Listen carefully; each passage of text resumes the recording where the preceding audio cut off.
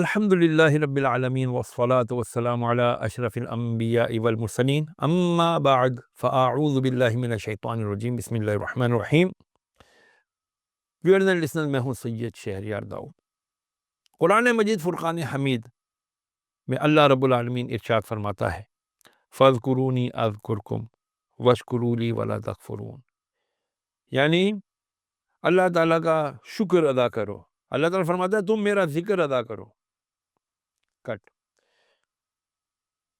قرآن مجید فرقان حمید میں اللہ رب العالمین فرماتا ہے فاذکرونی اذکرکم واشکروا لی ولا تکفرون، یعنی ترجمہ، پس تم میرا ذکر کرو، میں تمہارا ذکر کروں گا، اور میرا شکر ادا کرو اور ناشکری نہ کرو۔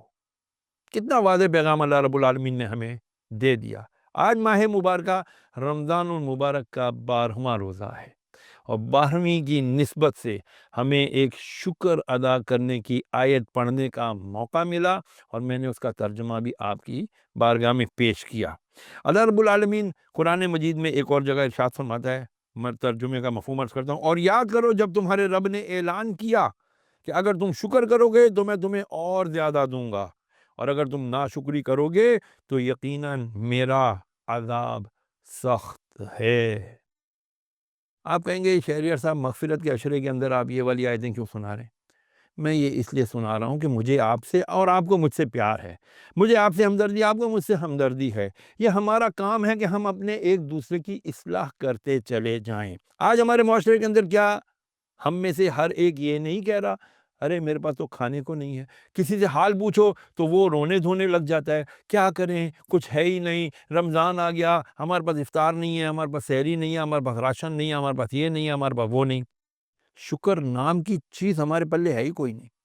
آئے میں آپ کو بزرگوں کا واقعہ سناؤں۔ ایک بزرگ رحمۃ اللہ علیہ فرماتے ہیں، کسی نے ان سے پوچھا حضرت کیا حال ہے؟ تو کہنے لگے الحمدللہ، اللہ کا بڑا شکر ہے۔ تو پوچھا حضرت آپ کی تو نعت بہہ رہی ہے اور اتنی بری طرح سے آپ کو نزلہ ہوا ہے اور آپ کہہ رہے ہیں اللہ کا شکر ہے؟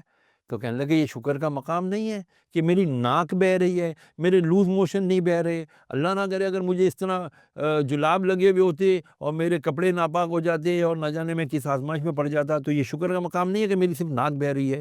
اسی طرح ایک اور بزرگ کا واقعہ عرض کر دوں کہ وہ جا رہے تھے کہیں اپنے مریدوں کے ساتھ، سفید عمامہ سفید لباس پہن کر، تو اوپر سے کسی نے نا وہ انگیٹھی ہوتی ہے نا جو کوئلے جس میں جلائے جاتے ہیں سردیوں کے دنوں میں، تو وہ انگیٹھی جو بجھ چکی تھی اس میں کوئلوں کی راکھ پڑی تھی، وہ کسی نے اوپر سے پھینکی، وہ حضرت صاحب کے جو نا سارے امام شریف اور کپڑوں پہ گری۔ آپ صاف کرتے جاتے، شکر ادا کرتے جاتے، یا اللہ تیرا شکر ہے، یا اللہ تیرا شکر۔ ساتھ میں مریدین بھی تھے، کہنے لگے ارے حضرت آپ شکر کس بات کا ادا کر رہے ہیں؟ آپ کو تو سارے دستار کپڑے کالے ہو گئے۔ ارشاد فرمایا کیا یہ شکر کا مقام نہیں کہ مجھ پر میرے گناہوں کے سبب دہکتے ہوئے کوئلے اور آگ ڈالی جانی چاہیے تھی، مگر مجھ پر بجھی ہوئی خاک ڈالی گئی۔ یہ اللہ کا مجھ پر کرم ہے، میں اللہ کا احسان مانتا ہوں اور اس کا شکر ادا کرتا ہوں کہ اس نے مجھ پر آگ نہیں بجھی ہوئی خاک ڈالی۔